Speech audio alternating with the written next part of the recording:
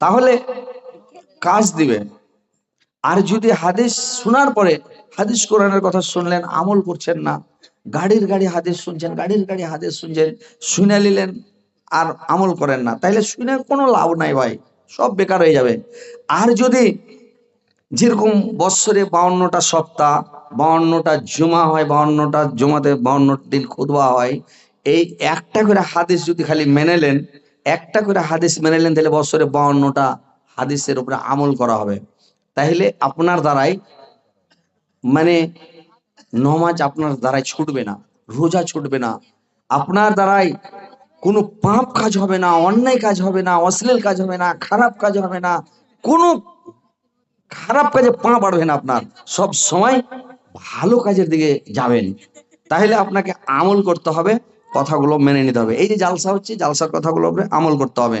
আমরা উম্মতে মোহাম্মদী, আমরা আখিরি নবীর উম্মত, আমরা নবী মোহাম্মদ রাসূলুল্লাহ সাল্লাল্লাহু আলাইহি সাল্লামের অনুসরণ করে চলবো সব সময়, এ টু জেড, এ থেকে জেড পর্যন্ত। আমরা যত নবীর সুন্নাত আছে, উঠা বসা চলা ফিরা খাওয়া পিয়া যত যা কিছু আছে এ টু জেড সব কিছু আমরা মেনে চলবো।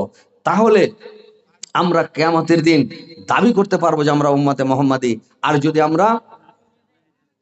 আমরা যদি তার সুন্নাত না মেনে চলে, তার সুন্নাতের অনুকরণ না করে, তাহলে আমরা কিন্তু ভাই দাবি করতে পারবো না ভাই, বুঝতে পেরেছেন? কেউ দাবি করতে পারবেন না।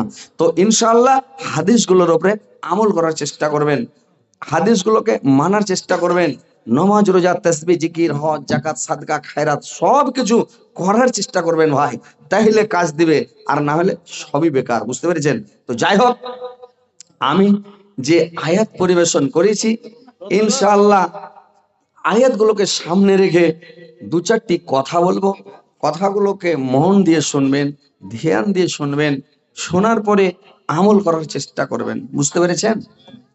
যে পৃথিবীতে মানুষের মা মরে যায়, বাপ মরে যায়, ছেলেরা বেঁচে থাকে। তো মা মরে গেলে মাওড়া হয়ে যায়, আর বাপ মরে গেলে ইয়াতিম হয়ে যায়। বাপ মরলে এতিম, মা মরলে মাওড়া। তো মা মরলে যে মাওড়া, তো এই কথাটা আর হাদিসে আসছে না, কিন্তু বাপ মরে গেলে যে এতিম হয়ে যায়, এতিমের কথাটা ভরে ভরে কোরআনে অনেক জায়গায়, হাদিস অনেক জায়গায় খালি এতিমের ব্যাপারে অনেক আয়াত আছে, অনেক কথা আছে কোরআনে, যে এতিমকে তোমরা ভালোবাসো, এতিমের সাথে সদ আচরণ করো, এতিমকে ভালোবাসো। আল্লাহ পাক এতিমের ব্যাপারে বলছেন, ফাআম্মাল ইয়াতিমা ফালা তাকাহার,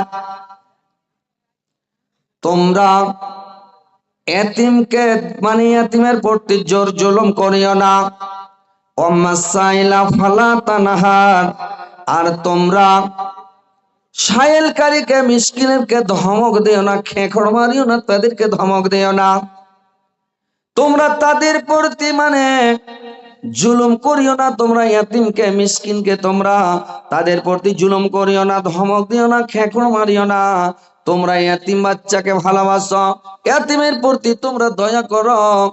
আল্লাহর রাসূল সাল্লাল্লাহু আলাইহি সাল্লাম বললেন, যদি কোনো মানুষ ওই ইয়াতিম বাচ্চার মাথাতে হাত বোলায়, গায়ে হাত বোলায়, তো তার মাথার উপরে যদি হাত বোলায়, যতগুলো লোম আছে রে ভাই, প্রত্যেক লোমের বদলে, প্রত্যেকটা চুলের বদলে একটা করে নেকি তার আমলনামায় লেখা হবে। কারণ তোমরা এতিমকে ভালোবাসো, এতিমের মাথায় হাত বোলাও, এতিমের সাথে সদ আচরণ করো, ভালোবাসো। আল্লাহর নবীকে সাহাবীরা জিজ্ঞাসা করলেন, ইয়া রাসূলুল্লাহ, নবী গো বলুন তো, পৃথিবীর মধ্যে সবচাইতে, মুসলমানের বাড়ির মধ্যে সবচাইতে উত্তম বাড়ি কোনটা?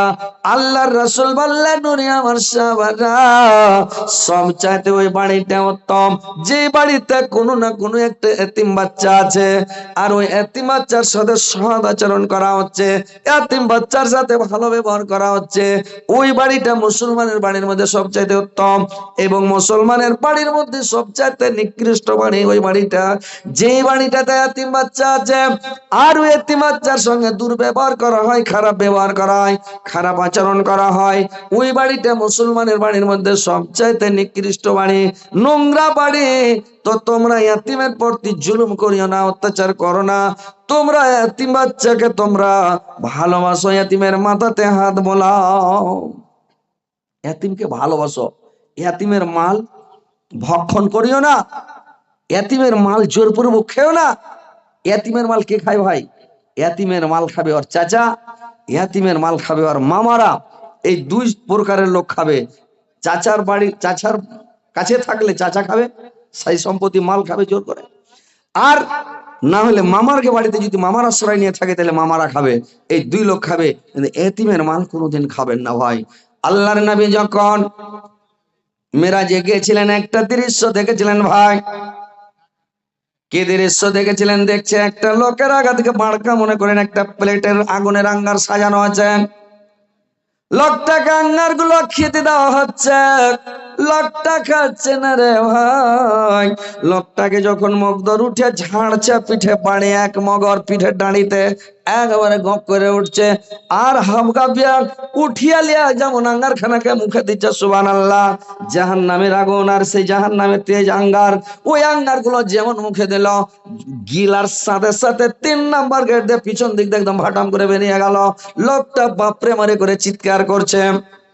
ভাইরে আমার, আল্লাহর নবী যখন মিরাজি দৃশ্য দেখলেন, জিবরাইলকে জিজ্ঞাসা করলেন, জিবরাইল এই লোকটা পৃথিবীতে কি পাপ করেছে আল্লাহকে এত বড় সাজা দিয়েছে বলুন তো? জিবরাইল বললেন, শোনেন নবী গো, এই লোকটা পৃথিবীতে আপনার উম্মতের মধ্যে কার লোক?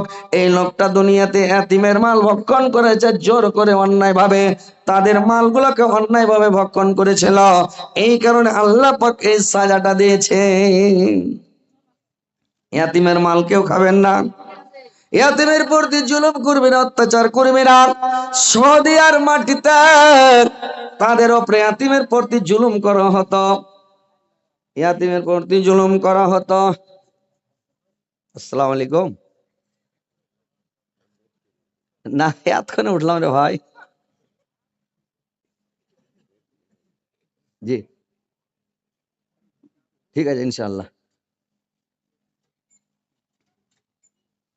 এটা বক্তা কারি ইয়াসিন ফোন লাগছে কলকাতা থেকে, ও জালসা থেকে নেমে গেল, তো বলছে যে আপনি নামলেন কিনা, আমি এতক্ষণ তো হালে জুড়লে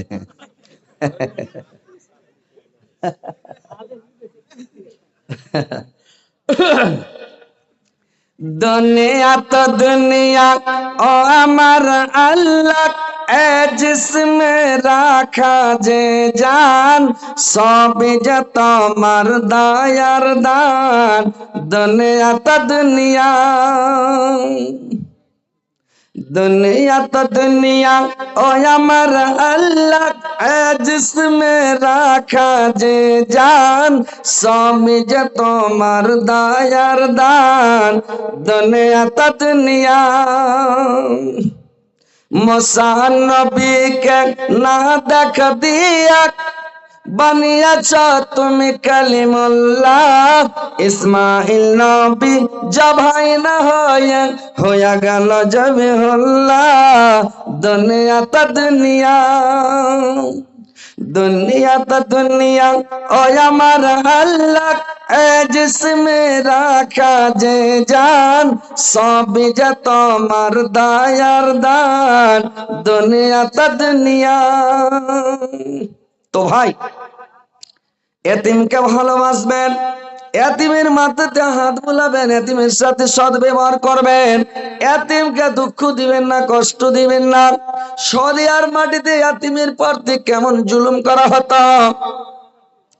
যখন কোন লোক মারা যায়, ধনশালী লোক মারা যায়, অর্থশালী লোক যখন মারা যায়,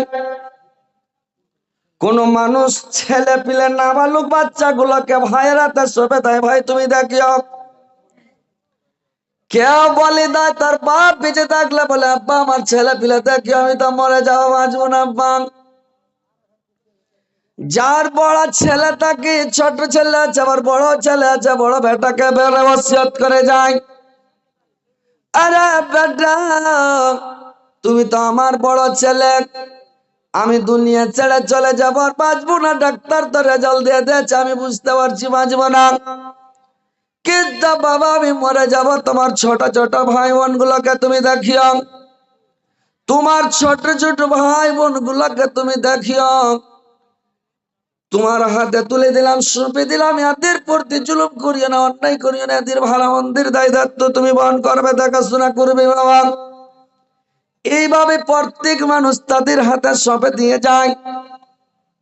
সৌদি আর মাটিতে যখন ধনশালী লোক মারা যেত, আবু জেহেলর সিথানে গিয়ে অবস্থা বলতো, ভাই তুমি তো মরে যাচ্ছ, তোমার ছেলে পিলা গুলো তোমার